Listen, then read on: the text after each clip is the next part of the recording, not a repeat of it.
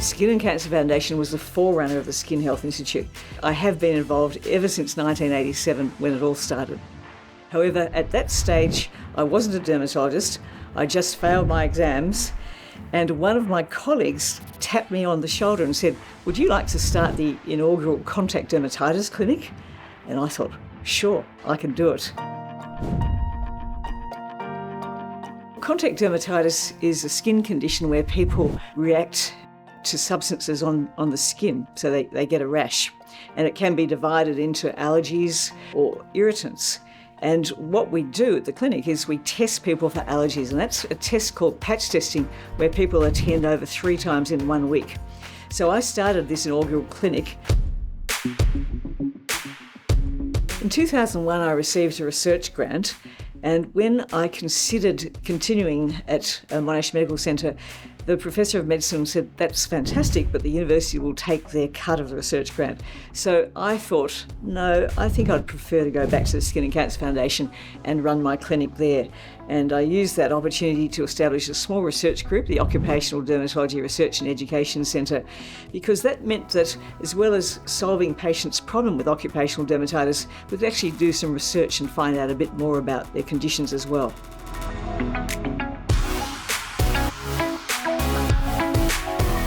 One of the very early research components of the Skin Health Institute is the Occupational Dermatology Research and Education Centre. You're going to be speaking to Professor Rosemary Nixon, who's been the head of that unit from the start. And that's looking at diseases of the skin that are more common related to the workplace or occupational dermatology. In this area of dermatology, it's very important to collect numbers of patients who are allergic to specific substances. So with our help from software designers and developers, we're able to develop a database, and that really has revolutionised our research because we've actually got information from thousands of people we've seen over the years. And that was really important because it helped dermatologists know what to test with in an Australian situation.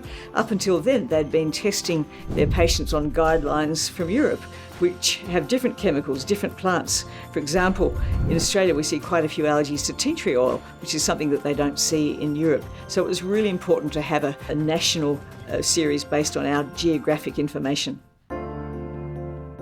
So a big part of dermatology, as far as community demand, is skin cancer assessment and management. Inflammatory dermatoses like psoriasis, atopic dermatitis, acne, and at the Skin Health Institute, fortunately, we have a range of different subspecialty clinics where we can accept referrals for all of those different conditions.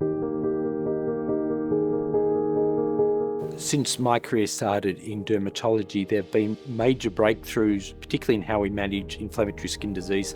Psoriasis was the trailblazer. Psoriasis is an inherited condition. The genetic background causes the immune system in the skin to be overactive.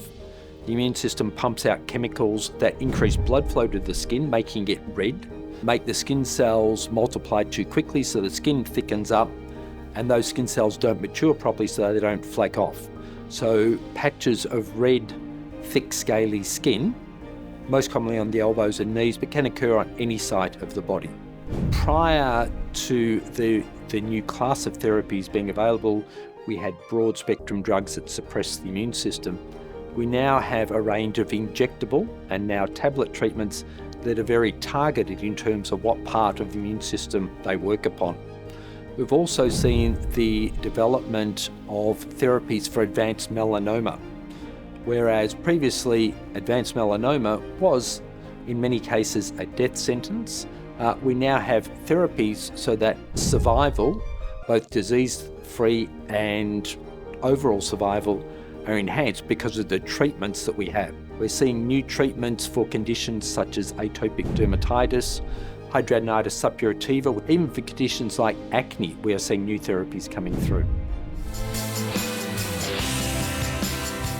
The Skin Health Institute is a private not-for-profit institution that's a centre of excellence in clinical services but also education and research in dermatology. What that means is essentially we take referrals from GPs for managing dermatology conditions but also have a number of subspecialty clinics set up where we're able to be a tertiary referral centre for dermatologists to refer in as well. What this essentially means is really any dermatology condition, patients can be referred to the Skin Health Institute, and that includes anything to do with diseases of the skin, but also hair and nails. We provide GP education in dermatology, help treat their patients, in addition to training our dermatology registrars, which are essentially junior specialists. In addition to this, we also provide ongoing professional development education for our dermatologists. The fact is that dermatologists have done this themselves. They've built up this organisation over 35 years. But this has all really been related to the collegiality of dermatologists. It's a small specialty and people know each other and they help each other. Interestingly, a professor of plastic surgery once said to me, there's no way his specialty could have got together and done what the dermatologists have. So I think this organisation is really a credit to dermatologists themselves.